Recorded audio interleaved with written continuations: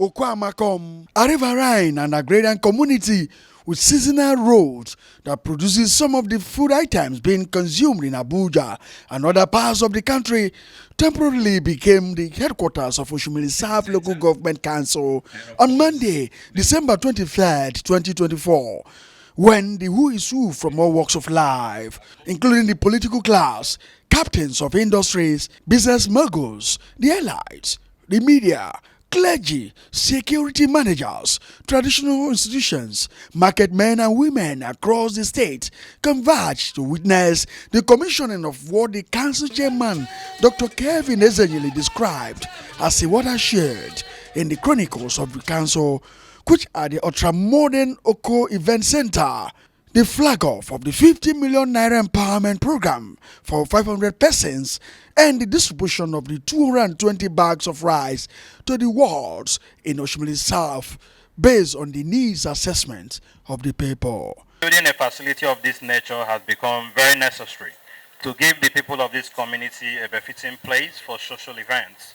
The initiative to construct this event center was born out of our desire for community development, infrastructural development, and environmental governance. With the provision of this amenity fully fitted with state-of-the-art equipment. By your term, Akolono will simply mean that I use my money to do the project, which isn't. The funds that was used to construct this edifice is the public fund and under the local government of Oshimili South. The most important reason why this project is here, like if you listen clearly to my speech, there has been no enviable government project here, and the people of this community has always been very close to the government, and especially the People's Democratic Party. So we thought that it was very important to also acknowledge them on our own part as a government by giving them some sense of belonging by constructing this edifice. Before now, events that are done in this community, the reception is being tagged to other communities, maybe to Asaba, Okwe, or Anambra, But now that we have this edifice here, any of the Okos that have a major event can also be here. This project belongs to the entire Oko, not just for Oko Amakom. The wife of the governor and founder of You Matter Charity Foundation, Dickness Tobore Oborwori, in her address, thanked the council chairman for keying into the more work plans of her husband, head of Sheriff Francis Oborwori, describing the Eco Legacy project as thoughtful. The First Lady of the state urged end users of the project to take ownership of the facilities, preserving it so the purpose was not defeated. Citing this event center in this location is very thoughtful of you. We ease your people's stress, and it means the dividends of democracy are all for all debtors, no matter their location. This is what's the more agenda of my dear husband, our governor, your governor, His Excellency, Right Honorable Sheriff, is all about. His more agenda is telling us about meaningful development, opportunity for her, realistic reform, and enhanced peace and security. And by the grace of God, God will use the governor, Right Honorable Sheriff Oborwori, to do more for Delta State as he has promised. He has promised to be governor to all debtors. And he said he will listen and he will do more, all inclusiveness. By the grace of God, God will make him to achieve his goals in Jesus' name. For this singular heart, more development will spring up in this area. Let me once again congratulate the people of Oko in particular and the Oshimili people in general. I want to thank the chairman, Dr. Kelvin Ezenyili, and everyone involved in this project for their excellent work. Barrister Bridget Anyafolo, member representing Oshimili South, in a goodwill message appealed to the governor to consider building a secondary school that will serve the entire Oko clan as a necessity to the people, so the risk of crossing the river Niger using canoe in search of secondary education in the neighboring Anambra state would be reduced. And I've had a series of reports about my local government as it concerns these activities. So I'm very grateful to God that you're here present.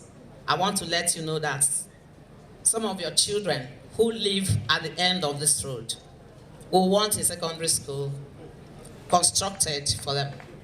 Because I've been given the privilege to speak. I'll speak on behalf of Okobele, Odifulu, Anala. It will be my greatest request that someday you will get to the end of this road. While the construction of the road is on, it's also my prayer that the good Lord will hasten the construction of this road. It is a federal road, and the Delta State government have done a lot to make sure that Cetraco is on ground. It's also my request that His Excellency makes it known to the federal government that this axis also provide some of the things they eat in Abuja and every part of the cities in Nigeria. These are my requests. When that is done, where you have a primary school, the kind of primary school, and a secondary school in Oko that will serve all the people in Odifulu, even people who live in Oshimili, those who are in Akbako. When that is done, High Excellency, I'm sure the women who are the smallholder farmers in this local government, the men who are also smallholder farmers, will be very grateful to you. There were goodwill messages from the former council chairman, Barrister Greatman Chuka. Chairman currently is a son, a brother, and was my supervisor when I was council chairman. And he learned so much. And from what I'm seeing, I've seen a young man who has learned and who is ready to impact lives, and also who is ready to leave lasting legacies while in office. Recall that last time we commissioned the legislative arm at the local government headquarters, and today he has come to our community for the commissioning of the event center. So it's quite gladdening, and I'm impressed. And the individual that is in office has a responsibility.